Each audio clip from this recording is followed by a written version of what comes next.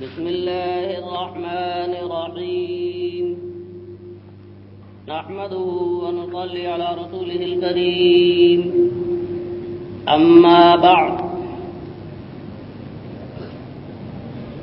گزشتہ مضمون غیبت سے متعلق آپ نے کچھ سماعت فرمایا.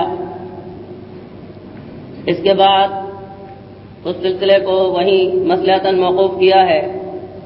دوسری ایک کتاب ہے جس کی تلاش تھی وہ اللہ کا شکر ہے مل گئی. تنبیہ الغافلین حضرت فقیہ ابو اللیث سمرقندی رحمۃ اللہ علیہ کی مرتب کی ہوئی. اس میں بڑی ہی کام کی باتیں جمع فرمائی ہیں. آج سے اللہ کا نام لے کر اس کو شروع کیا جا رہا ہے.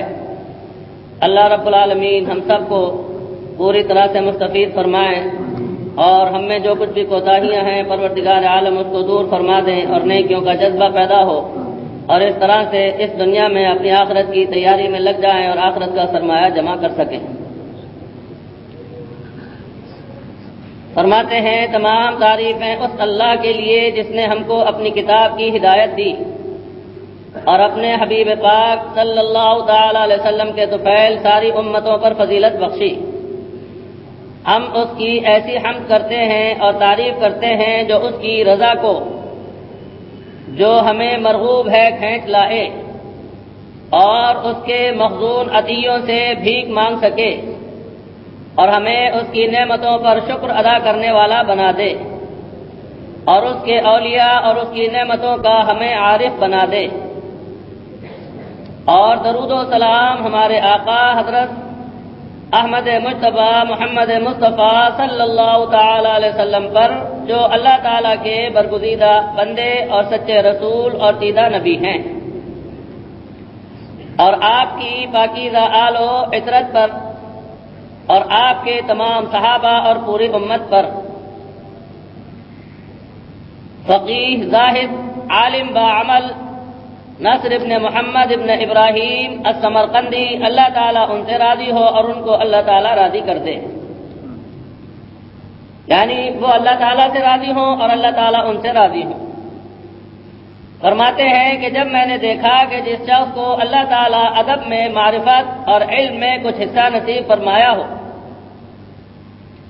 اس کے ذمے حکم اور مواعظ میں نظر کرنا اور سلف صالحین اور اللہ تعالیٰ کی ذات کے لیے محنت اور کوشش کرنے والے حضرات سیرت سے واقفیت حاصل کرنا ضروری ہے. جیسا کہ حق تعالیٰ شانہ کا ارشاد ہے جس کا ترجمہ ہے بلا اپنے رب کی راہ کی طرف حکمت کے ساتھ اور اچھی نصیحت کے. اور سنت بھی اس کے ساتھ وارد ہے. چنانچہ حضرت عبداللہ ابن مسعود رضی اللہ تعالی عنہ سے مروی ہے کہ حضرت صلی اللہ تعالی علیہ وسلم کبھی کبھی وعظ فرما کر ہماری نگہداشت فرمایا کرتے تھے تاکہ ہمیں تنگ دلی لاحق نہ ہو. اس لیے میں نے اپنی اس کتاب میں وعظ و حکمت کی اتنی چیزیں جمع کر دی جو ناظرین اور سامعین کے لیے کافی اور شافی ہوں گی. اور ناظرین اور سامعین کو میری وصیت ہے کہ وہ اس کتاب میں نظر کرتے ہوئے سب سے پہلے اپنی ذات کے لیے نصیحت آموزی اور عبرت پذیری کو ملحوظ رکھے. اس کے بعد دوسروں کی اصلاح اور تذکیر کا سوچے جیسا کہ اللہ تعالیٰ نے ہمیں ان تمام باتوں کا حکم فرمایا ہے اور سنت اس کے ساتھ وارد ہوئی ہے. حق تعالی شانہ کا ارشاد ہے کونوا ربانیین بما کنتم تعلمون الکتاب، یعنی ہو جاؤ تم رب والے اس وجہ سے کہ تم کتاب کی تعلیم دیتے ہو. بعض مفسرین نے اس کی تفسیر میں فرمایا ہے کہ اس کا مطلب یہ ہے کہ تم لوگوں کو اللہ کی کتاب سکھاتے اور پڑھاتے ہو، خود بھی اس پر عمل کرو. نیز اللہ تعالیٰ دوسری آیت میں ارشاد فرماتے ہیں انما یخشی اللہ من عبادہ العلماء، یعنی اللہ تعالیٰ کے بندوں میں سے اللہ تعالیٰ سے صرف علماء ڈرتے ہیں. یعنی جو علم رکھتے ہیں وہی معرفت کو حاصل کرتے ہیں اور وہی حقیقت میں اللہ رب العالمین سے ڈرتے ہیں. عالم جو ہے وہ اسلام کی اصطلاح میں ہے وہی جو عالم باعمل ہے. ورنہ علم پڑھنے کو تو عیسائی بھی پڑھتے ہیں، یہودی بھی پڑھتے ہیں، دوسرے مذہب کے لوگ بھی پڑھتے ہیں، لیکن ان سے چونکہ نفع نہیں ہوتا اور وہ اس سے نفع نہیں اٹھاتے، اس بنا پر ان کا علم ان کے لیے وبال ہے، ان کے لیے نجات کا سامان نہیں۔ اس لیے علماء سے مراد عالم و عمل ہی ہے۔ اور اللہ تعالیٰ اپنے نبی پاک صلی اللہ تعالی علیہ وسلم کو فرماتے ہیں، یا ایھا المدثر قم فانذر، اے چادر اوڑھنے والے اٹھ اور اٹھ کر لوگوں کو ڈرا۔ اور اللہ تعالیٰ ایک اور آیت میں فرماتے ہیں، وذکر فإن الذکریٰ تنفع المؤمنین، اے نبی کریم صلی اللہ علیہ وسلم آپ نصیحت کرتے رہیے، کیونکہ نصیحت کرنا مومنوں کو نفع دیتا ہے۔ نصیحت کے معنی خیر خواہی، کسی آدمی کے ساتھ میں خیر خواہی کرنا کہ وہ آدمی اس خیر کو قبول کرے جس خیر کے بارے میں نصیحت کرنے والا جانتا ہے، اور اس کا دل یہ چاہتا ہے کہ جو اچھائی کی بات مجھے معلوم ہے میں دوسرے کو بتا دوں کہ وہ آدمی بھی اس طرح سے اچھی راہ پر چلتا رہے اور برائی سے اور برائی کے نقصانات سے بچ جائے۔ یہ ہے نصیحت۔ اور اسی نصیحت کو اگر زندگی میں کہا جاتا ہے کہ میری زندگی میں ہی اس پر عمل کر لو تو یہ نصیحت ہے، اور اگر بہت موقت کر کے کہا جائے کہ میری وفات کے بعد بھی تم اس کا خیال رکھنا کہ میں تمہیں جو نصیحتیں اور خیر خواہی کی باتیں کہہ رہا ہوں اس کو وصیت کہتے ہیں۔ باہر کیف بعض وقت ایک دوسرے کی جگہ یہ لفظ استعمال ہوتے ہیں، وصیت اور نصیحت۔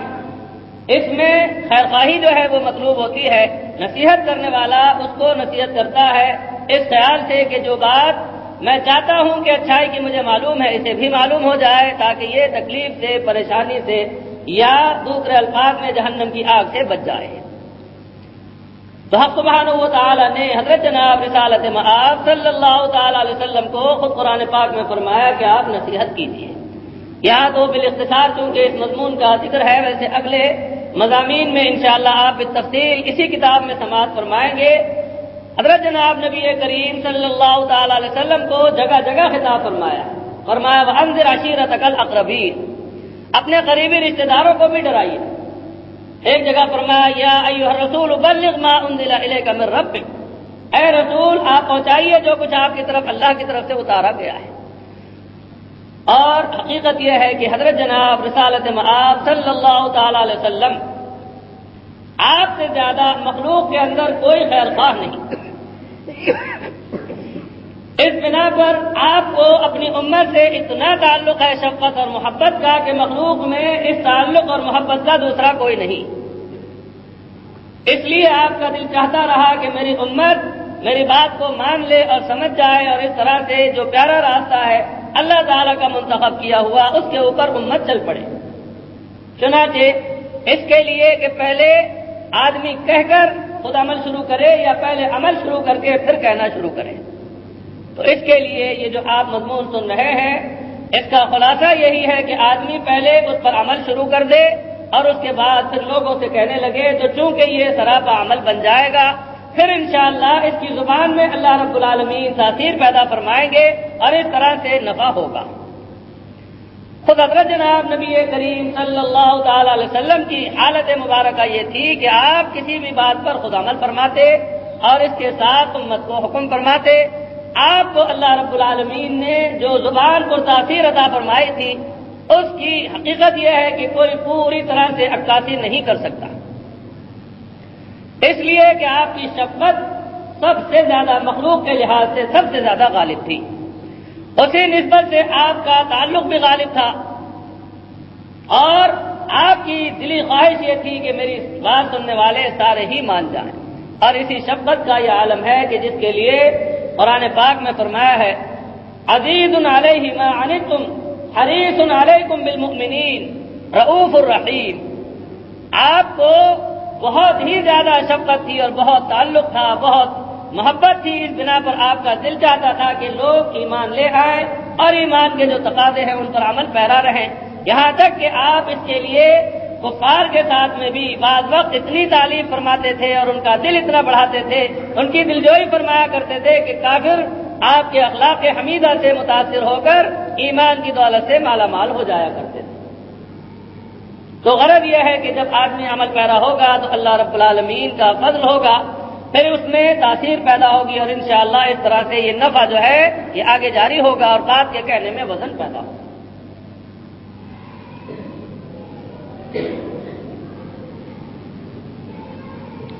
اس سے قبل آپ سن چکے ہیں ایک بزرگ کا واقعہ، اور بعض کہتے ہیں کہ یہ حضرت جناب نبی کریم صلی اللہ تعالی علیہ وسلم کا واقعہ ہے، واللہ تعالی عالم۔ جس کا بھی ہو، ایک بڑی بھی اپنے بچے کو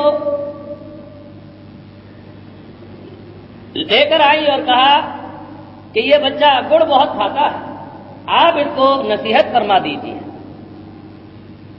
آپ نے فرمایا کہ کل لے کر آ لو۔ چنانچہ دوسرے دن لے کر آئیں، آپ نے فرمایا کہ بیٹے گڑ زیادہ نہیں کھایا کرتے۔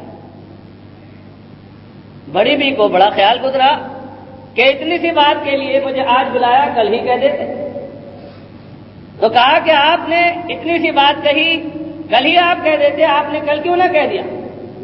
تو اس پر فرمایا کہ بات یہ ہے کہ کل تک میں بھی رغبت کے ساتھ زیادہ کھاتا تھا، میں کہتا تو بعد میں اثر پیدا نہ ہوتا، اس لیے میں نے پہلے چھوڑ دیا ہے۔ اب جو میں نے کہا ہے تو انشاءاللہ نفع ہوگا اور یہ باز آ جائے گا۔ اسی لیے قرآن پاک میں فرمایا ہے اتامرون الناس بالبر وتنسون انفسکم وانتم تتلون الکتاب افلا تعقلون، تم دوسروں کو تو نیکی کا حکم دیتے ہو اور خود اپنے آپ کو فراموش کرتے ہو، اور تم کتاب بھی پڑھتے ہو، یعنی اللہ رسول کے احکام کو جانتے ہو، اور تمہیں معلوم ہے کہ یہ سارے کام کیا ہیں، لیکن اس کے باوجود تمہاری حالت یہ ہے کہ عمل سے پیچھے ہو۔ کیا تم عقل نہیں رکھتے، غور و فکر نہیں کرتے کہ یہ کیا برا کام ہو رہا ہے کہ تم خود عمل پیرا نہیں اس پر؟ اور اس کا اثر اتنا برا پڑتا ہے کہ بعض آدمی دنیا کو کمانے کے لیے دین کو ذریعہ بنا لیتے ہیں، اس کے لیے وہ پڑھ لکھ لیتے ہیں، جس کا اثر یہ ہوتا ہے کہ انہوں نے دین کو بے شک پڑھا تو صحیح، لیکن دنیا کے حاصل کرنے کے لیے اس بنا پر آئندہ چل کر ان کے مطمع نظر دنیا ہے، اس بنا پر ان کی گفتگو میں تاثیر پیدا نہیں ہوتی، خود عمل مقصود نہیں اور دوسروں کو صحیح راستے پر لگانا مقصود نہیں، لفاظی ہے اور قوالی ہے۔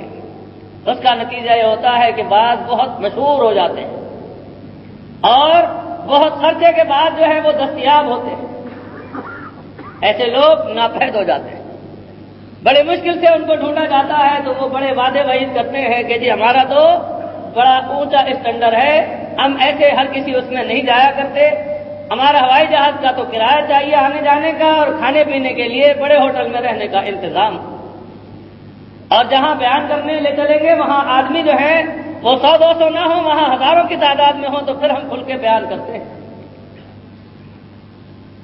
اب آدمیوں کا جمع کرنا اپنے بس کا تو کسی کے کام نہیں، کرایہ بھاڑے کا تو انتظام کر سکتا ہے آدمی، خرچے کا انتظام کر سکتا ہے۔ اب ایسے لوگ جن کا مطمع نظر صرف اور صرف دنیا ہے، اس لیے انہوں نے پڑھا ہے دین، بعض جگہ ایسے مجمع ہو بھی جاتے ہیں، بیان کیا، لوگ بیٹھے رہے، بڑی واہ واہ ہوتی رہی، اور جب اٹھ کر چلے تو ایک آدمی کو بھی نفع نہیں ہوا، اس لیے کہ بیان کرنے والے نے خود جس کا عالم یہ ہو کہ نماز تک نہیں پڑھی عشاء کی، اور بات کرنے آ گیا، اور آ کر جناب وہ بڑے دھڑلے سے بیان کرنے لگا، حضور کی تعریفیں گلابیں ملانے لگا اور بہت ترغیب دلانے لگا، لیکن خود اس نے نماز نہیں پڑھی، اور اس طرح سے وہ جب کھا پی کے جا کے تنہا کے سویا تو صبح فجر کی میں کھا گیا۔ ایسے شخص کی گفتگو میں اثر پیدا نہیں ہوتا۔ تو میرے محترم بزرگوں، حضرت فقیہ نے جو یہاں فرمایا اس کا خلاصہ یہی ہے کہ آدمی پہلے عمل کے لیے تیار ہو جائے، عمل کرے، اور عمل بھی اخلاص کے لیے ہو، ریاکاری کے لیے نہیں، اللہ کی رضا کی خاطر عمل کرتا رہے، پھر اللہ رب العالمین کی رحمت کی نظر دیکھیے، ان کا کرم دیکھیے کہ پھر وہ زبان میں تاثیر پیدا فرما دیں گے، اور پھر اس سے انشاءاللہ دوسروں کو نفع ہو۔ بلکہ یہاں تک حالت ہو جاتی ہے کہ ایسا آدمی جو سراپا متقی بن جائے، سراپا عمل بن جائے، اگر وہ دوسرے سے نہیں بھی کہتا، اللہ کی شان دیکھیے کہ لوگوں کے دل میں اس کی عظمت اور محبت پیدا ہوتی ہے، اور لوگ چاہتے ہیں کہ ہم بھی اس جیسے ہو جائیں۔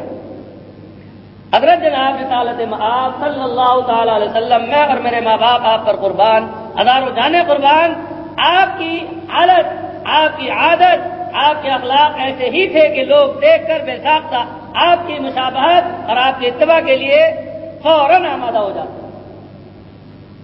بہت مثالیں موجود ہیں آپ کے صحابہ کرام رضوان اللہ علیہ مجمعین۔ ایک صحابی کا واقعہ ہے، باہر سے تجارت کی غرض سے مکہ مکرمہ تشریف لائے تھے۔ لوگوں نے کہا کہ یہاں ایک جادوگر رہتے ہیں، ان کا کلام بڑا زوردار ہے، جادو کا کلام سن لیا اگر تم نے تو فوراً ہی مسحور ہو جاؤ گے، لہذا ان کی بات نہ سننا۔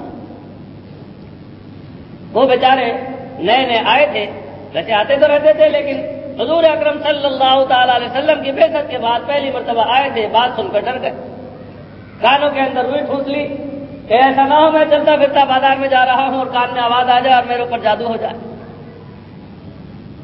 روئی ٹھوس لی، بالآخر 2-4 دن گزرے، خیال گزرا کہ کم از کم میں اپنی آنکھوں سے انہیں دیکھوں تو صحیح اور ان کی بات کو کان سے سنوں تو صحیح کہ آخر ہے کیا۔ چنانچہ صبح کی نماز میں حرم محترم میں حضرت جناب نبی کریم صلی اللہ تعالی علیہ وسلم نماز ادا فرما رہے تھے، آپ تلاوت فرما رہے تھے، یہ قریب کو ہوئے اور قریب کو ہوئے اور قریب کو ہوئے اور بہت ڈرتے ڈرتے ذرا سی روئی ہٹائی کہ اگر ذرا بھی جادو ہونے لگے گا فوراً پھر گھسا لوں گا۔ لیکن اللہ تعالیٰ کی شان ہے کہ جب رحمت کا دروازہ کھلتا ہے، ان کے کرم کے فیصلے ہوتے ہیں تو پھر اس طرح سے ہوتا ہے کہ انہوں نے جب روئی ہٹائی اور کلام پاک کان کے ذریعے سے دل میں آیا، سننے لگے کہ یہ تو کلام بڑا اچھا معلوم ہوتا ہے۔ چنانچہ آپ نے روئی کو آہستہ آہستہ پوری نکال دیا، ایک کان کی نکالی پھر دوسرے کی نکال دی اور پاس جا کر بیٹھ گئے، کلام سنتے رہے۔ اور جب آپ نے سلام پھیرا تو فرمایا کہ یا رسول اللہ مجھے بڑا قلق ہوا اس بات کا کہ میں اتنے دن محروم کیوں رہا، یہ تو کلام حق ہے، کلام ربانی ہے، بالکل سچا کلام ہے، لوگوں نے مجھے ڈرا دیا تھا۔ آپ کی حالت کو دیکھا، آپ کی زبان مبارک پر تاثیر سے کلام پاک سنا، بس اتنا سننا تھا کہ ایمان کی دولت سے مالا مال ہو گئے اور نہال ہو کر گئے۔ تو بعض وقت ایسا بھی ہوتا ہے، حضرت جناب نبی کریم صلی اللہ تعالی علیہ وسلم کے غلاموں میں بھی ایسا عکس جو ہے وہ ہوتا ہے کہ غلام کو جب دیکھا تو لوگ بہت محبت سے دیکھتے ہیں کہ یہ کس کا غلام ہے، ایسا رنگ نظر آتا ہے کہ دور سے ہی پہچانا جاتا ہے۔ اللہ رب العالمین مجھے بھی اور آپ سب کو بھی اپنی رضا نصیب فرمائے اور حضور اکرم صلی اللہ تعالی علیہ وسلم کا سچا اور پکا غلام بنا دے۔ آگے ارشاد فرماتے ہیں اور حضرت صلی اللہ تعالی علیہ وسلم سے مروی ہے کہ آپ نے فرمایا ایک گھڑی کا تفکر 1 سال کی عبادت سے بہتر ہے، اور جو شخص حکم و مواعظ میں غور و فکر کرنے اور سلف صالحین کے حالات اور سیرت معلوم کرنے سے پہلو دہی کرے وہ 2 بلاؤں میں سے کسی ایک بلا میں ضرور گرفتار ہوگا، یا تو قلیل عمل پر اکتفا کر کے اس گھمنڈ میں مبتلا ہوگا کہ وہ بھی بھلائی کی طرف غفلت کرنے والوں میں شمار ہوتا ہے، اور یا کچھ محنت کرے گا تو یہ محنت اور مجاہدہ اس کی نظر میں بڑا معلوم ہوگا، جس کی وجہ سے وہ اپنے آپ کو دوسروں پر فضیلت دے گا، جس سے اس کی محنت رائے گا اور اس کا عمل اکارت ہو جائے گا۔ لیکن اگر ان حکم اور مواعظ اور سیرت سلف پر نظر کرے گا تو طاعات کی حرص بڑھے گی اور جن درجات اور مراتب کو یہ اکابر پہنچے ان سے اپنے آپ کو قاصر پائے گا۔ بس ہم اللہ تعالیٰ سے درخواست کرتے ہیں کہ ہمیں پاکیزہ ترین اعمال اور عظیم ترین برکات کی توفیق ارزانی فرمائے، بے شک وہ بہت ہی احسان کرنے والا، بڑی قدرت والا ہے۔ بعض آدمی خوش فہمی میں مبتلا ہوتے ہیں، آتا جاتا کچھ نہیں، نام محمد فاضل، بہت گھمنڈ ہوتا ہے کہ ہم تو بہت بڑے علامہ ہیں، ہمیں بہت کچھ آتا ہے۔ ایسا آدمی مار کھا جاتا ہے۔ نفس اس کو اور شیطان دھوکے میں ڈالتے ہیں کہ جب تجھے اتنا آتا ہے تو کیا ضرورت پڑی ہے تجھے علماء کے پاس بیٹھنے کی، کیا ضرورت پڑی ہے تجھے علماء کی کتابیں پڑھنے کی، تو خود بہت بڑا علامہ ہے۔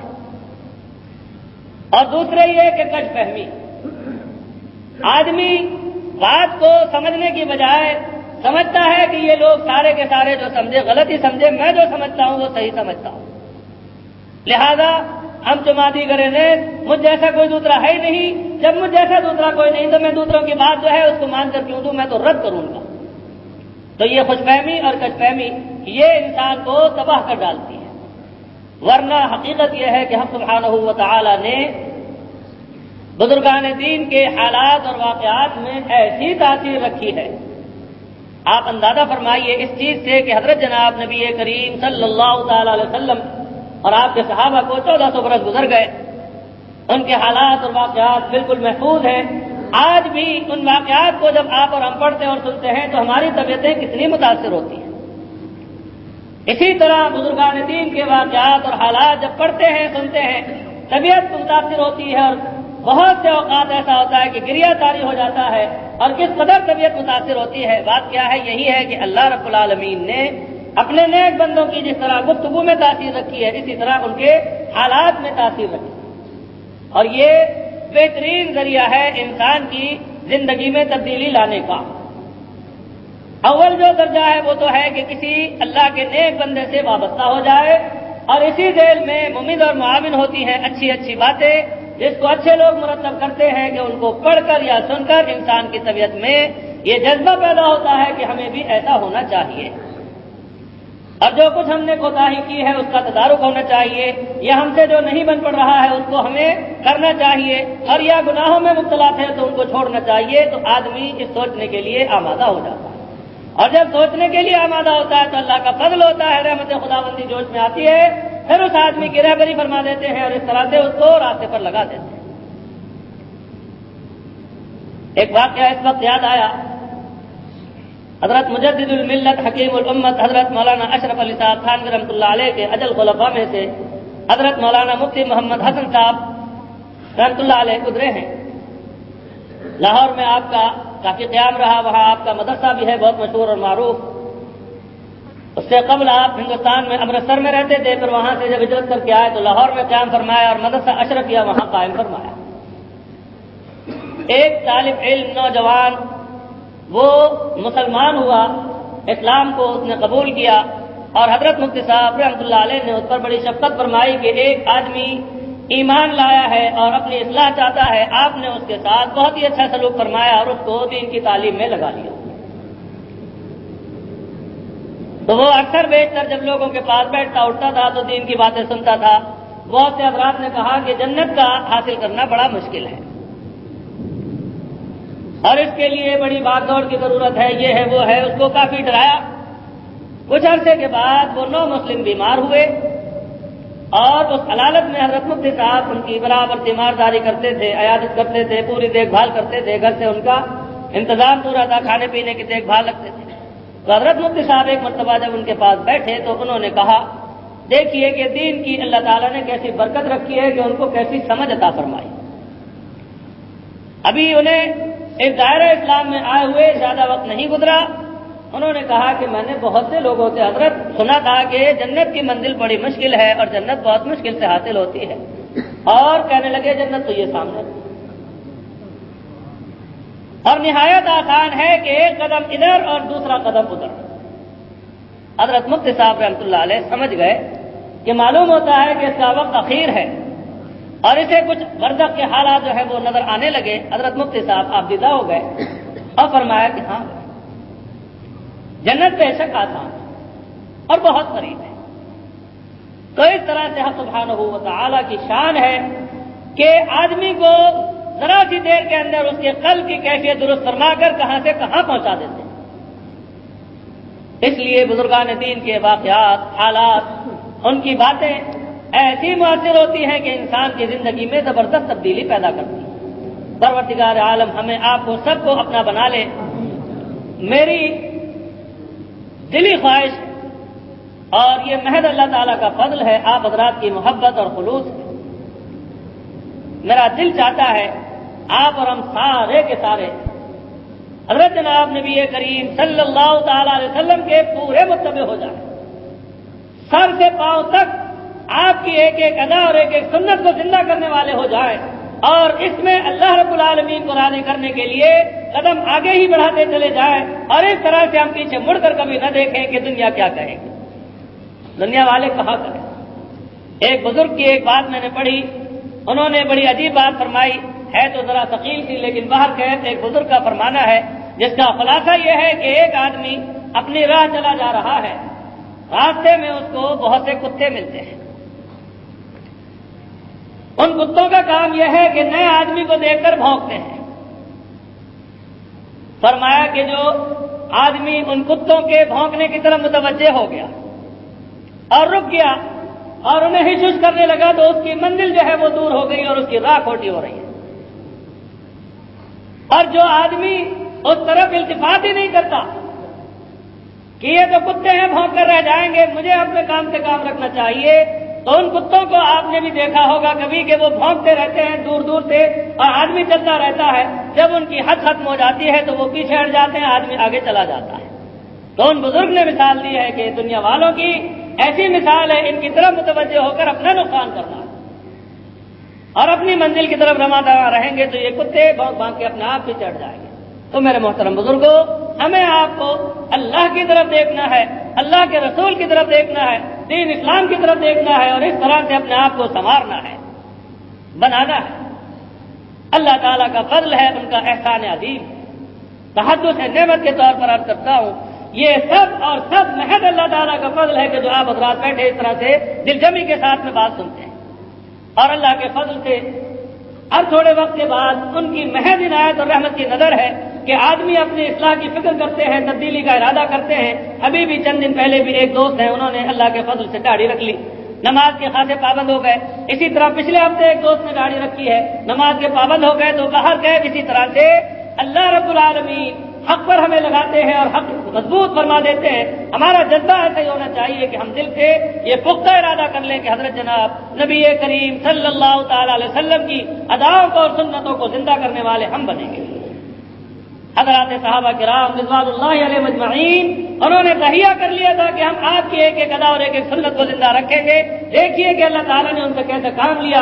آج 1400 برس گزر گئے ہیں کہ وہ امت کے رہبر اور رہنما ہیں جنہوں نے دین حق کو کامل مکمل تابعین کو پہنچایا اور اس طرح سے تابعین نے تبع تابعین کو پہنچایا، اور انشاءاللہ یہ سلسلہ تو قیامت تک جاری رہے گا۔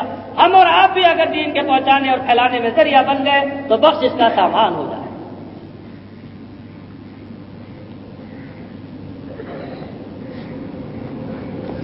بس دعا فرما لیجیے، باقی زندگی بخیر آئندہ۔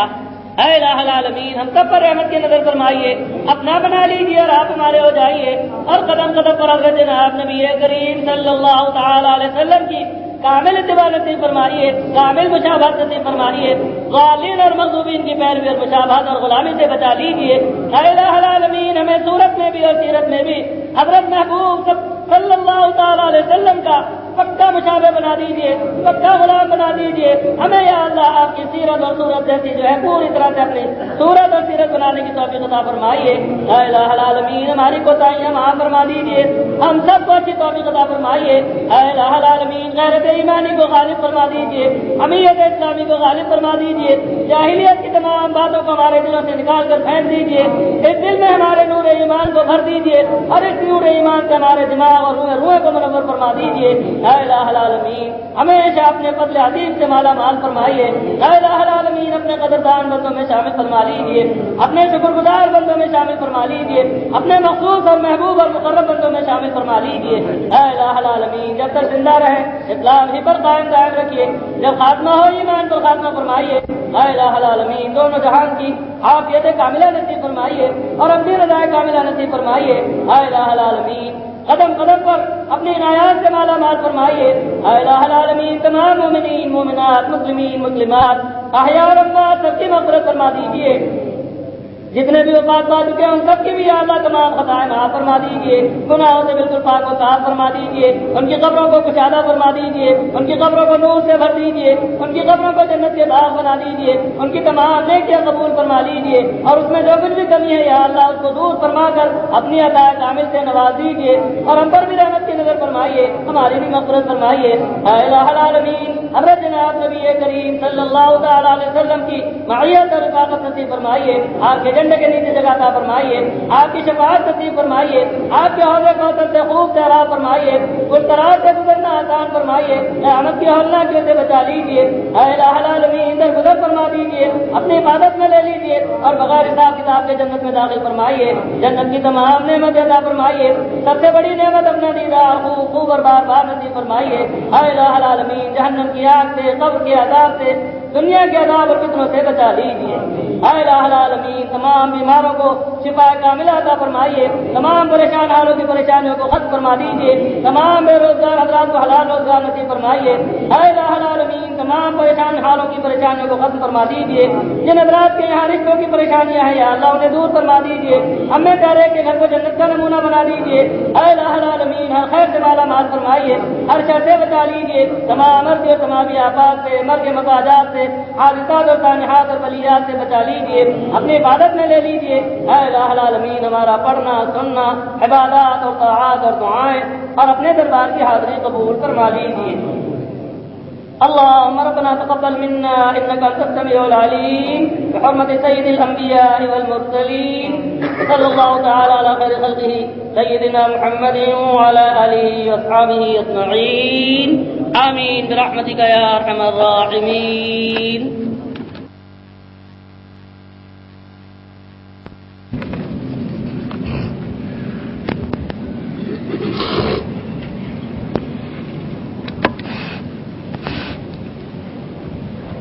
بسم الله الرحمن الرحيم نحمده ونصلي على رسوله الكريم اما بعد. یہ مضمون چل رہا تھا کہ آدمی ایک دوسرے کے محتاج بھی ہیں اور محتاج الیہ بھی. اللہ رب العالمین نے اس اسباب کی دنیا میں کچھ ایسا نظام جاری فرمایا ہے کہ آدمی بظاہر مختار بھی نظر آتا ہے, محتاج بھی نظر آتا ہے. اللہ تعالیٰ کی شان ہے. ویسے کلیتاً تو سارے کے سارے اللہ تعالیٰ ہی کے محتاج ہیں, لیکن اسباب کی دنیا میں سبحانہ و تعالیٰ نے بعض کو بعض سے اس طرح منسلک فرما دیا کہ اسباب کے ذریعے سے اللہ رب العالمین نے ضرورتیں اور حاجتیں پورا فرمانے کے سامان فرما دیے. مثال کے طور پر یہاں سے آدمی کو لاہور جانا ہے, حیدرآباد جانا ہے, کہیں اور جانا ہے, تو اس کے لیے جو ذریعہ اختیار کرنا ہوتا ہے, ریل سے جائے گا یا گاڑی سے جائے گا یا ہوائی جہاز سے جائے گا, تو اس طرح سے ذرائع جو ہیں ان کو اختیار کرنا ہوتا ہے. یا اسی طرح سے مکہ مکرمہ جانا ہوتا ہے تو آدمی اس کے لیے بھی ہوائی جہاز کو یا پانی کے جہاز کو اختیار کرتا ہے. یا اسی طرح شہر میں رہتے ہوئے آدمی ایک دوسری جگہ جاتا ہے تو بس وغیرہ, گاڑی, موٹر رکشا وغیرہ سے جاتا ہے. اسی طرح سردی لگتی ہے تو سردی کو روکنے کے لیے کپڑوں کو استعمال کرتا ہے. اور اسی طرح گھر کے اندر ہے تو گھر کو بند کرتا ہے تاکہ سردی نہ آئے وغیرہ. یہ اسباب کی دنیا ہے. حق سبحانہ و تعالیٰ نے اسباب بنائے, اور میں نے عرض کیا ہے کہ اسباب بنا کر یہ بتا دیا ہے کہ اسباب عادی ہم نے اسی طرح جاری کر دیے ہیں, البتہ ہماری مرضی ہے جب چاہیں اس کی تاثیر کو بدل دیں. عام جو تاثیر نظر آتی ہے اس کے موافق بھی ہو جائے گا, اور چاہیں گے جب اس کے خلاف بھی کر کے دکھا دیں گے. جیسے آپ گزشتہ جمعے کو مضمون سن چکے ہیں کہ حق سبحانہ و تعالی وہ قدرت والے ہیں کہ اپنی قدرت کی زبردست نشانیاں دکھاتے ہیں. بعض وقت آدمی کی عقل کام نہیں کرتی. کچھ عرصے قبل ہوائی جہاز سے بحرین کے آس پاس, دبئی کے قریب یا بحرین کے آس پاس ایک جہاز سے بچیاں اس طرح گری کہ سیٹ کے ساتھ گر گئیں, اور یہ بہت مشہور واقعہ ہے. اللہ کی قدرت نظر آتی ہے کہ ہوائی جہاز سے کوئی چیز گرے اور صحیح سلامت نیچے آ جائے, محض ان کی قدرت کا نمونہ ہے. ورنہ آپ کو معلوم ہے کہ ہوائی جہاز پھٹتا ہے, آدمی جانور جو بھی ہیں اس کے اندر سامان وغیرہ سب چیزیں پھٹ جاتی ہیں اور لینے دینے پڑ جاتے ہیں, ٹکڑے ٹکڑے ہو جاتے ہیں. لیکن مالک کی شان ہے کہ وہ اپنی قدرت دکھاتے ہیں کہ ہم چاہیں گے تو سلامت اتار دیں, اور اس طرح اتارا ان کو کہ ساحل پر بالکل ایسے جیسے گود میں لا کر بٹھا دیا. یہ کس کی قدرت ہے؟ یہ اللہ کی قدرت ہے. اسی طرح جو انہوں نے زہر بنائے ہیں ان کی شان ہے, جب چاہتے ہیں اس کو تریاق بنا دیں. اسی طرح جو تریاق ہیں جب چاہیں اس کو زہر بنا دیں. خود حضرت انسان, ان کے اندر کتنے زہر موجود ہیں. جب تک مالک کا حکم ہے کہ یہ زہر اپنا کام نہ کرے اس وقت تک کام چلتا رہتا ہے, زندگی چلتی رہتی ہے. اور جب ان کا حکم آ جاتا ہے, یہی زہر جو ہے یہ اللہ کے حکم سے تاثیر دکھاتا ہے کہ اس کی وجہ سے موت واقع ہو جاتی ہے. تو مالک کی مرضی پر منحصر ہے, ان کے ہاتھ میں ہے تاثیر.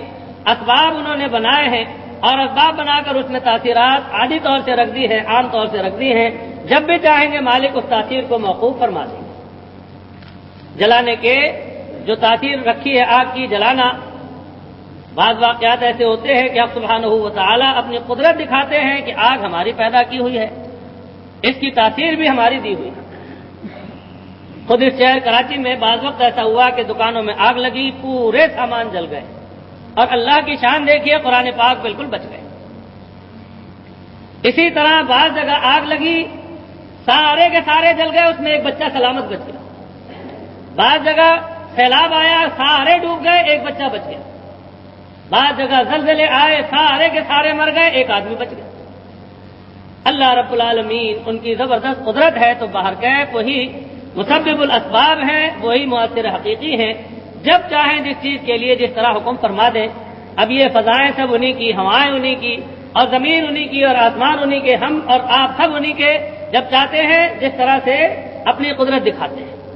تو غرض یہ ہے کہ یہ احتیاط کا سامان بھی رکھ دیا ہے، اور حضرت انسان ان کو چاہیے کہ یہ سیدھے سیدھے اپنے رب سے تعلق رکھیں اور عاجزی اور انکساری کے ساتھ مانگتے رہیں، اور جو کچھ وہ عطا فرمائے اس پر شکر ادا کرتے رہیں، ناشکری نہ کریں۔ بعض وقت انسان کی عقل کام نہیں کرتی اور وہ کسی اللہ کے نیک بندے سے تعلق نہیں رکھتے یا اچھی صحبت میں نہیں بیٹھتے، تو وہ اپنے طور پر کوئی فیصلہ کر بیٹھتے ہیں، بعد میں اس فیصلے پر انہیں ندامت ہوتی ہے۔ ایک بزرگ کا ایک واقعہ ہے،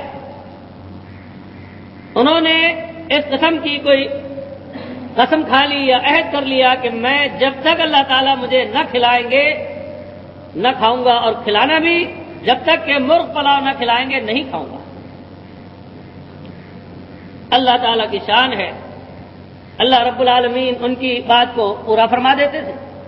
ایک مرتبہ ایک دیہات میں گئے، رات کو مسجد میں رکے، وہاں علاقے والوں کو پتہ چل گیا کہ کوئی مسافر آ کے رکے ہیں۔ ایک گھر سے روٹی اور دال آئی، دروازہ کھٹکایا، انہوں نے کہا کون ہے؟ کہا کہ مسافر کے لیے کھانا لے کر آئے۔ کہنے لگے کہ کھانا کیا لائے ہو؟ کہا کہ دال ہے اور روٹی ہے۔ کہا لے جاؤ واپس، ہمیں نہیں چاہیے، ہم جو اللہ میاں سے ہم نے وعدہ کیا ہے اور ان سے عہد کیا ہے اس کے علاوہ کچھ نہیں کھاتے۔ خدا تعالیٰ کی شان ہے کہ وہ حیران ہو گئے کہ مسافر تو آج تک کوئی ایسا آیا نہیں جو انکار کرے، وہ واپس چلے۔ تھوڑی دیر گزری کہ پھر دستک ہوئی، پھر پوچھا کیا ہے، کون ہے؟ کہا کہ مسافر کے لیے کھانا لے کر آئے۔ کہا کیا کھانا ہے؟ کہا کہ مرغی بریانی ہے۔ اچھا دروازہ کھول۔ دروازہ کھول کے کھانا لیا، بٹھایا، اس کو پوچھا کہ اس وقت رات کو اتنے دیر کے بعد یہ کھانا کیسے لے کر آئے؟ انہوں نے کہا کہ آج ہوا قصہ ایسے کہ ہماری بکری گم گئی تھی، ہماری اہلیہ نے منت مانی تھی کہ اگر بکری سلامت مل گئی تو یا اللہ آپ کی رضا کی خاطر مرغی قربان کر کے بریانی پکاؤں گی اور جو بھی مسافر آئے گا اس کو کھلاؤں گی۔ اللہ کی شان ہے کہ مغرب کے آس پاس ہماری بکری سلامت جو ہے وہ چلی آئی، تو انہوں نے حسب منت جو ہے اس معاملے کو پورا کیا، مرغی ذبح کرائی اور مرغی ذبح کرا کے پکائی، اور پکا کے بریانی جو ہے ابھی تھوڑی دیر پہلے ہی تیار ہوئی ہے۔ ہمیں پتہ تو چل گیا تھا عشاء کے وقت کہ ایک مسافر آئے ہوئے، لیکن ہمارے گھر میں اس وقت پکا ہوا نہیں تھا۔ ایک شخص اور تھے کہ وہ یہ دیکھ کر انہوں نے کہا کہ میں بھی اللہ میاں سے اڑ کر دیکھتا ہوں۔ انہوں نے کہا کہ میں بھی جب تک اللہ میاں آپ خود نہیں کھلائیں گے میں بھی کھاؤں گا نہیں۔ انہوں نے اپنی شامت کو دعوت دے دی۔ ارے اللہ رب العالمین نے اسباب پیدا کیے ہیں، اسباب کی دنیا میں رہو اور اسباب کے تحت میں کام کرتے رہو۔ اللہ کے حکم یہی ہے، اللہ کے اور اس کے رسول کے حکم یہی ہے کہ اسی طرح زندگی گزارو۔ لیکن بہرحال ایسا وہ کر بیٹھے، ابھی بھوکے پیاسے ہیں، چلتے چلے جا رہے ہیں کہ اللہ تعالیٰ جب خود ہی کھلائیں گے تو کھائیں گے۔ راستے میں قبرستان پڑا، قبرستان میں سے گزر رہے تھے کہ دیکھا کہ ایک قبر کے اوپر 16 لڈو رکھے۔ ابھی غور کرنے لگے کہ 16 لڈو یہاں قبر پر کیوں رکھے ہیں؟ ابھی یہ کھڑے سوچ ہی رہے تھے کہ ان کو پیچھے سے پاؤں کی کچھ آہٹ محسوس ہوئی، جو مڑ کے دیکھا تو کچھ آدمی آتے دکھائی دیے۔ یہ ڈرے کہ کہیں ایسا نہ ہو کہ میری شامت آ جائے، پتہ نہیں کون ہے کون نہیں۔ یہ وہاں سے تیز تیز چلے، انہوں نے کہا پکڑو، جیسے کہا پکڑو، یہ بھاگ لیے۔ پیچھے سے انہوں نے دیکھا اور دیکھ کے کہا کہ ہو یہ لڈو 16 اسی نے رکھے ہیں، ہم بھی 16 آدمی ہیں اور یہ لڈو بھی 16 ہے، یہ نالائق آدمی ہمیں مارنا چاہتا ہے، اس لیے اس نے زہر ملا کر یہاں رکھ دیے۔ دو چار تو بھاگے اس کے پیچھے اور دو چاروں نے وہ لڈو اٹھائے اور باقی سارے پھر جو تھے چلنے لگے، اور اس طرح وہ اکیلا کہاں تک بھاگتا، بالآخر پکڑا گیا اور وہ لڈو لے کر پہنچ گئے۔ کہنے لگے بتا تو نہیں یہ لڈو ہمارے لیے کیوں رکھے تھے؟ ہمیں مارنا چاہتا تھا، تجھے پتا ہے ہم ڈاکو ہیں، اس لیے تو نے یہ چالاکی کی ہوگی کہ اس طرح تو مار نہیں سکوں گا، ایک آدمی اور 16 کو کہاں ماروں، تو اس لیے تو نے زہر ملا کر رکھ دیے کہ ہم ایک ایک کھا لیں گے اور سارے مر جائیں گے۔ جی مجھے تو پتا بھی نہیں، میں تو یہاں سے گزر رہا تھا، میں نے دیکھا تو میں تو صرف دیکھنے کھڑا ہوا تھا کہ پیچھے سے مجھے جو آہٹ معلوم ہوئی تو میں بھاگ لیا کہ پتہ نہیں کہ میری مرمت نہ. انہوں نے کہا کہ ایسے تم جھوٹ بولتے اور دھوکہ بھی ہمیں دیتے. پکڑ کے ہاتھ اور پاؤں اچھی طرح سے اس کو قابو میں کیا اور اس کو کہنے لگے منہ کھول. اب وہ منہ نہیں کھولتا, اس کے 2 دھپ دیتے ہیں, ایک ادھر اور ایک ادھر, دونوں طرف 2 دھپ اور ایک لڈو. کھا اس کو. اب جناب مجبور ہے, کیا کرے, 16 آدمیوں سے جنگ تو کر نہیں سکتا, اس لیے خاموش ہے. 2 دھپ کھاتا ہے, ایک لڈو کھاتا ہے, 16 لڈو اور 32 دھپ ہو گئے. اس کے بعد کہنے لگا یا اللہ میری توبہ, آپ جس طرح مجھے کھلائیں گے میں تو راضی ہوں اسی طرح کھانے کو. میں نے بہت غلطی کی کہ آپ سے اس طرح سے وعدہ کیا اور یہ کہا کہ جب تک آپ نہیں کھلائیں گے. آپ نے مجھے بتا دیا کہ بندے اگر تو ہمارے ہاتھ سے کھانے کا ارادہ کرے گا بڑا مہنگا پڑے گا. اللہ تعالیٰ نے اسباب رکھے ہیں, اسباب کی دنیا میں رہتے ہیں تو اسباب کو اسی طرح سے اختیار کرو جو جائز اسباب ہیں. اللہ رب العالمین اسی طرح سے ضرورتیں پوری فرماتے ہیں. اصل میں ضرورتیں پوری کرنے والے اللہ تعالیٰ ہی ہیں. ذریعہ اور سبب جس کو بھی بنا دے. ہم میں سے کوئی شخص بھی اس بات پر گھمنڈ نہیں کر سکتا کہ میں کھلاتا ہوں, میں پلاتا ہوں, میں پہناتا ہوں. یہ میں جو ہے نا یہ تو پیچھے سے نکال دیجئے بالکل. ہمیشہ کہا کرے اللہ تعالیٰ کھلاتے ہیں, اللہ تعالیٰ پلاتے ہیں, اللہ تعالیٰ پہناتے ہیں, اللہ تعالیٰ ہر چیز ہر نعمت عطا فرماتے ہیں, وہی ہیں دینے والے. ان کی شان ہے المعطی, عطا فرمانے والے, اور وہی ہیں المنعم, نعمت سے مالا مال فرمانے والے. ہم میں آپ میں اتنی طاقت نہیں ہے کہ ہم ایک روٹی کا ٹکڑا کسی کو دے سکیں. یہ تو محض اللہ رب العالمین کا فضل ہوتا ہے کہ کسی کو ذریعہ اور باعث بنا دیتے ہیں کہ اس کے ذریعے سے دلوا دیا. تو اس لیے کبھی بھی اپنی طرف نسبت نہ کریں. اللہ رب العالمین بہت زبردست کرم والے, وہ اپنی ساری مخلوقات کو کھلاتے پلاتے ہیں, اس کی ضرورتوں کو پورا فرماتے ہیں. وہ ہماری بھی ضرورتیں پوری فرماتے ہیں. ہم اور آپ کیا ضرورت پوری کر سکیں گے؟ ہم اپنے محدود حصے کو جو ہے جو اپنے خاص تعلق والے ان کا حق ادا نہیں کر پاتے. اللہ تعالیٰ کی شان دیکھیے کس قدر ان کی مخلوقات ہیں, چیونٹیاں ہیں اور کتنے بھنکے ہیں, کتنے پرندے ہیں, چرندے ہیں, درندے ہیں, اور پانی کے جانور ہیں, اور اس طرح سمندر کے جانور ہیں. سب کو دیکھیے اللہ تعالیٰ روز کھلاتے, روز پلاتے. ہے کسی کے بس کا کام. حضرت موسیٰ علیہ نبی جنا علیہ الصلوۃ والسلام کا ایک واقعہ مشہور ہے. آپ کا دل چاہا کہ میں یہ روزی کی جو اللہ تعالیٰ کی شان ہے اس کو میں انجام دیا کروں. درخواست کی کہ یا اللہ یہ روزی کا نظام آپ میرے ہاتھ میں دے دیجیے. فرمایا اے موسیٰ آپ اسے سنبھال نہ سکیں, یہ تو ہماری ہی شان ہے کہ جو ہم اس کو سنبھالتے ہیں اور نبھاتے ہیں اور بہت اچھی طرح نبھاتے ہیں کہ ہمیں نہ کوئی تاب ہے نہ کوئی تھکن. آپ کے بس کا کام نہیں. حضرت موسیٰ علیہ السلام نے کہا کہ یا اللہ دے دیجیے. فرمایا کہ اچھا پہلے ایک امتحان دے دیجیے, آپ اس میں پاس ہو جائیں گے تو پھر آپ کے سپرد کر دیا جائے. پانی کے 2 کٹورے بھر کر لے لیجیے اور ہاتھوں پر رکھ لیجیے ان کو, اور چلیے آپ, اور اس طرح چلیے کہ ان پانی کے کٹوروں میں سے ایک قطرہ پانی بھی نہ گرے. اگر آپ اس میں کامیاب ہو گئے تو ہم آپ کے سپرد کر دیں, جتنا بھی ماہر ہو. حضرت موسیٰ علیہ نبی جناب علیہ الصلوۃ والسلام اللہ کے اولو العزم پیغمبر ہیں. پانی کے کٹورے ہاتھ پر لے کر چلتے ہیں تو ظاہر قدم اوپر اور نیچے تو ہوتا ہے, بس جیسے ہی قدم ہلا ہے تو تھوڑا سا پانی گر گیا. فرمایا اے موسیٰ آپ 2 کٹورے پانی نہیں سنبھال سکے, اتنی مخلوق کو آپ کہاں سنبھال سکے؟ حقیقت اس لیے پروردگار عالم ہی کی شان ہے کہ وہ سب کی حاجتیں ضرورتیں پوری فرماتے ہیں. جائز طریقے سے جو ذریعے اور باعث انہوں نے بنائے اس کا تو خود اسلام نے بھی کہا ہے, اور جو گھڑے ہوئے ہیں اس کی ممانعت فرماتی ہے.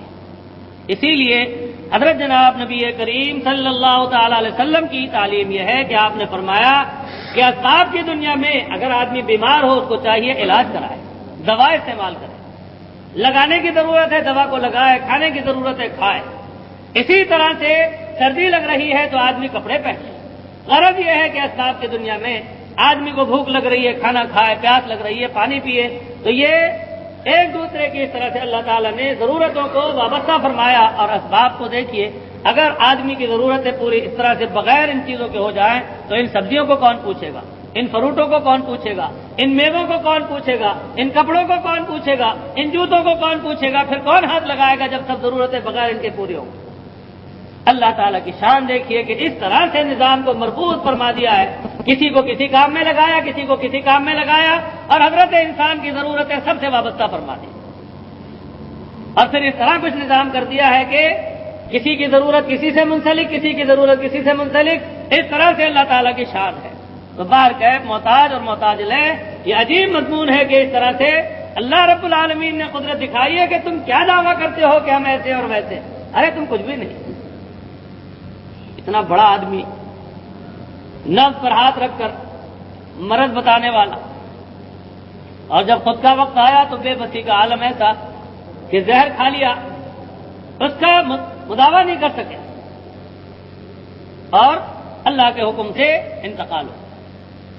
یعنی دنیا کا علاج کرنے والے، دنیا کو حیرت میں ڈالنے والے، اور جب اپنا وقت آیا تو اپنے سے وہ ہوا کہ اس کا تدارک ہی نہ ہوتا، سب بے بس۔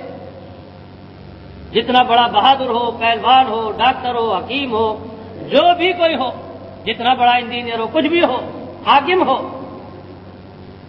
سکندر ذوالقرنین کتنے بڑے بادشاہ گزرے، حضرت سلیمان علی نبینا علیہ الصلوۃ والسلام کتنے بڑے بادشاہ گزرے، ان کی بادشاہت تو مثالی بادشاہ، لیکن بے بسی اور بالکل عجز و انکساری، مجسم جو ہے محتاج۔ یہاں تک کہ آپ کو معلوم ہے قرآن پاک میں حدود کا ذکر ہے 19ویں پارے میں، اور آپ حضرات عشاء میں اکثر اس مضمون کو سنتے بھی ہیں، نماز میں اکثر بیشتر پڑھتا ہوں، تو اندازہ فرمائیے کہ حضرت سلیمان علی نبینا علیہ الصلوۃ والسلام پیغمبر ہیں، حکومت کر رہے ہیں ہواؤں پر، پانی پر، چرندوں پر، پرندوں پر، درندوں پر، انسانوں پر، جنات پر، اور آپ کا یہ عالم ہے کہ حدود کو ساتھ رکھتے ہیں، جو کیڑے مکوڑے کھاتا ہے، اس لیے کہ وہ چل کر بتا دے کہ پانی یہاں پر زمین میں کتنا اوپر ہے کتنا نیچے ہے، اس سے پانی معلوم کر لے۔ اندازہ فرمائیے کہ ایک پرندہ اللہ تعالیٰ نے اس کو اس کام کے لیے لگا دیا ہے کہ وہ حضرت سلیمان علیہ السلام کے ساتھ رہتا ہے۔ ایک موقع پر جب نہیں پایا تو آپ نے اس کو بلوایا اور کہا کہ بتا تو کہاں تھا، ہمیں تیری ضرورت پیش آئی اور تو غیر حاضر تھا، بتا دے ورنہ تجھے ذبح کر دوں گا، ورنہ تجھے سب تکلیف دوں گا، اذیت میں مبتلا کروں گا، تو سزا کا مستحق ہو گیا، غیر حاضر کیسے رہا ہے دربار؟ اس نے پھر آگے کا ماجرا سنایا کہ میں اس طرح ایک سلطنت میں گیا۔ تو غرض یہ ہے کہ آپ اندازہ فرمائیے کہ پیغمبر ہیں، آپ کو اتنا پتا نہیں ہے کہ یہاں پانی کتنی اس پر ہے سطح پر، اسباب کی دنیا میں ہے احتیاط یا نہیں؟ بھوک لگتی ہے کھانا کھاتے، پیغمبر بھی کھانا کھاتے، حضور سرور کونین رسول مقبول صلی اللہ تعالی علیہ وسلم جب بھوک سے بہت زیادہ بےتاب ہو جاتے ہیں تو پیٹ پر پتھر باندھ لیتے ہیں۔ بھوک تو آپ کو بھی لگ رہی ہے، پیاس لگتی ہے، بے چین ہو جاتے ہیں، بعض وقت ایسا ہوتا ہے کہ حضرات صحابہ کرام بے انتہا پریشان ہو جاتے ہیں۔ کیوں؟ اللہ رب العالمین نے یہ سب کچھ دکھا دیا ہے کہ سارے کے سارے محتاج ہیں اور کمزور ہیں، ایک اللہ کی ذات قدرت والی ہے، سارے محتاج اور کمزور ہیں، چاہے نبی ہوں، چاہے ولی ہوں، چاہے درویش ہوں، چاہے بزرگ ہوں، جو بھی ہوں، سارے کے سارے اس اللہ کے محتاج ہیں۔ تو میرے محترم بزرگوں، حق سبحانہ و تعالی نے اس دنیا کا نظام ہی ایسا جاری فرمایا ہے، اور قدم قدم پر آپ اور غور فرمائیں گے تو آپ اس مضمون کو اور بھی وسعت کے ساتھ سوچ سکتے ہیں کہ پروردگار عالم نے کیسی محتاجگی رکھی ہے۔ اندازہ فرمائیے، کپڑا سینے کے لیے ایک سوئی کی محتاجگی ہے، دھاگے کی محتاجگی ہے، کپڑا آپ کے پاس موجود ہے، سوئی نہیں، دھاگا ہے، آپ سی لیجئے کیسے سیئیں گے؟ یا سوئی موجود ہے، دھاگا نہیں، یا کپڑا بھی ہے، سوئی بھی ہے، دھاگا بھی ہے، قینچی نہیں کاٹنے کے لیے کیسے سیئیں گے؟ کپڑا کاٹیں گے کیسے؟ بعض وقت ذرا سی چیز نظر آتی ہے لیکن اس کی اہمیت کا پتہ جب چلتا ہے کہ جب وہ چیز نہ ہو۔ ماچس آج کل تو بہت ہی زیادہ فراوانی ہو گئی، پہلے دور میں پتھر کو رگڑ رگڑ کر آگ پیدا کرتے تھے، پھر روئی جلاتے تھے، پھر لکڑیاں جلاتے تھے، کتنی دشواریاں ہوا کرتی تھی۔ اب تو ماچس کی تلی جو ہے ایک کی بجائے دو لے کر پھینک دیتے ہیں۔ آپ اس کو اس وقت دیکھیے جبکہ گھر کے اندر ایک بھی تلی نہ ہو اور بارش شدید ہو رہی ہو، آس پاس کوئی مکان نہ ہو، باہر کوئی نکل نہ سکتا ہو اور بتی چلی گئی ہو، اور اس وقت موم بتی جو ہے وہ جلانی ہو. آپ دیکھیے اس وقت ماچس کی ایک تلی کی قدر معلوم ہوتی ہے کہ کتنی محتاج کی. اسی طرح چپل پہن کر چلے، راستے میں ٹوٹ گیا. بظاہر تو ایک کوکا ہے کہ اس نے اس کو جوڑ رکھا ہے اور ہم سفر کرتے ہیں پتہ بھی نہیں چلتا، وہ نکل گیا یا لگا ہی نہیں تھا، وہاں سے جگہ ٹوٹ گئی. اب جناب پریشان ہے، ایک کوکے کی وجہ سے ہمارا چلنا مشکل ہو گیا ہے. اللہ رب العالمین نے ہمیں آپ کو اس دنیا میں بہت دکھایا ہے کہ قدم قدم پر محتاج کی. مجھے اچھی طرح یاد ہے بعض وقت ایسا ہوتا تھا، حیا اور غیرت کی بات ہے، آج کل تو کافی کم ہو گیا یہ معاملہ کہ آج کل پیسے کی قدر و منزلت ہی ختم ہو گئی، ورنہ پہلے 5 پائی کی بھی بہت اہمیت تھی اور سستے دور میں بہت زیادہ اہمیت تھی اس کی کہ 1 پیسہ اور 2 پیسے بھی بہت اہمیت رکھتے تھے. کبھی بھی اگر پیسے کم ہوئے، مثال کے طور پر 1 آنے کا ٹکٹ تھا اور 3 پیسے موجود ہیں، 1 پیسہ نہیں، اور حیا کی وجہ سے کنڈکٹر سے یہ کہہ نہیں سکتے کہ بھئی 1 پیسہ کم ہے، تو اس کے 1 کم ہونے کی وجہ سے آپ غور فرمائیے کہ اتنا لمبا سفر جو ہے وہ پیدل طے کرتے تھے. ہمارے ایک محترم دوست ہیں، ان کے صاحبزادے ابھی تازہ ہی واقعہ چند دن پہلے کا سنا رہے تھے کہ پیسے اپنے اندازے سے انہوں نے وہاں سے گریر روڈ سے لالو کھیت آنے کے لیے رکھے تھے کہ 1 روپیہ ان کا لگتا ہے، غالباً 1 روپیہ رکھ لیا. 1 روپے کے حساب سے 4-5 بھائی تھے کہ بھائی چلو 1 روپیہ رکھ لیا، پہنچ جائیں گے منزل پر. روزانہ ایسے کرتے تھے، باقی جو پیسے وہ اپنے کھا پی لیے. ایک دن اللہ کی شان ہے کہ وہ بس میں بیٹھ گئے اور نمائش کے پاس آ کر بس خراب ہو گئی. بچے حیادار ہیں، غیرت مند ہیں، وہ بس میں گھس کر کنڈکٹر سے یہ نہیں کہتے جی میرے پاس پیسے نہیں ہے اس لیے مفت پہنچا دے، نمائش سے اور لیاقت آباد تک جو ہے وہ پیدل آئے. ان کے بھائی نے واقعہ سنایا کہ شرم کی وجہ سے بس میں چڑھے بھی نہیں کہ جب ہمارے پاس پہلی بس میں چونکہ پیسے لے لیے کرائے کے اور جب وہ خراب ہو گئی تو پیسے لوٹائے نہیں. اور یہ تھے بچے، انہوں نے تھوڑا سا کہا، جب بڑے لوگوں کو بھی پیسے نہیں دیے اس نے تو یہ بچے تھے، کہنے لگے کہ اب پیسے تو ہے نہیں، چلو پیدل. تو اس وقت جو ہے اندازہ ہوتا ہے کہ پیسے کی کتنی قدر و قیمت ہے. غرض یہ ہے کہ اسی طرح ہر چیز کی، اب یہ چشمہ ہے، آپ اور ہم جو بھی اس کا وہ لگانے والے ہیں رات دن پہنتے ہیں، پتہ نہیں چلتا. اگر خدا نخواستہ اس کا ایک شیشہ ٹوٹ جاتا ہے اور کسی مشکل اس میں ہو اہم معاملے میں اور وہاں ٹوٹ جائے تو لینے کے دینے پڑ جاتے ہیں. بعض آدمیوں کو دیکھا حج میں بیچارے گئے اور بھیڑ میں ٹوٹ گیا، اب غریب پریشان ہے کہ دکھائی نہیں دے رہا. تو اس لیے میرے محترم بزرگوں، یہ اسباب کی دنیا میں اللہ تعالیٰ نے اسباب بنا بھی دیے ہیں اور بنا کر یہ بتا دیا کہ اس طرح سے ہماری شان ہے کہ ان اسباب کے ذریعے سارے کام نکلتے، پتہ بھی نہیں چلتا. ہم اور آپ رات دن اسباب اختیار کرتے ہیں اللہ تعالیٰ کے حکم کے تحت اور ہمیں آپ کو پتہ نہیں چلتا، پوری زندگیاں گزرتی ہیں سب کی. اور اسی کے اندر اگر ذرا سا بھی معاملہ ادھر ادھر ہو جائے تو محتاجگی کا پتہ چل جاتا ہے. آدمی کے پاس چابی ہے گھر کی یا دکان کی، اتفاق ہے کہ کہیں گر گئی، باہر گئے تھے گھر سے کہیں دعوت وغیرہ میں، چابی گر گئی، اب گھر پر آئے پریشان،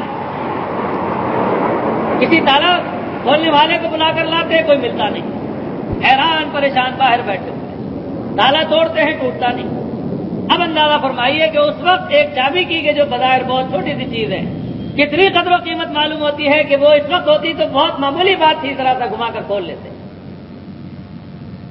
تو اس طرح سے اللہ رب العالمین نے ہمیں آپ کو یہ بتا دیا کہ یہ ساری چیزیں جو اسباب کے درجے میں یہ ہماری دی ہوئی نعمتیں ہیں. ان نعمتوں کی قدر کو پہچانو تو پھر اس طرح سے تم ان کی قدر کرو گے اور ان کو تم سمجھو گے کہ یہ اللہ تعالیٰ کی عطایا ہے، ان کی عنایات ہیں. پھر جب اللہ تعالیٰ کی عنایات سمجھو گے تو کبھی بھی میں کا لفظ نہیں لاؤ گے سامنے، پھر نگاہ جو ہے وہ مالک اور خالق پر رہے گی. اور پھر وہ مضمون سامنے لائیے کہ حضرت جناب نبی کریم صلی اللہ تعالی علیہ وسلم فرماتے ہیں کہ اگر جوتے کے ایک چشمے کی بھی ضرورت ہو تو اللہ سے مانگو، کہ ضرورتیں پوری کرنے والے وہی اللہ ہے.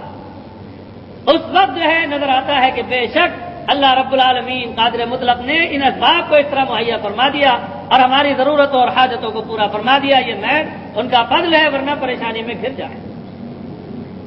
آدمی چلتا ہے، گاڑی میں بیٹھ کے جاتا ہے اور گاڑی ٹھیک چلتی رہتی ہے تو کوئی پریشانی نہیں، اپنا سفر طے کر لیتا.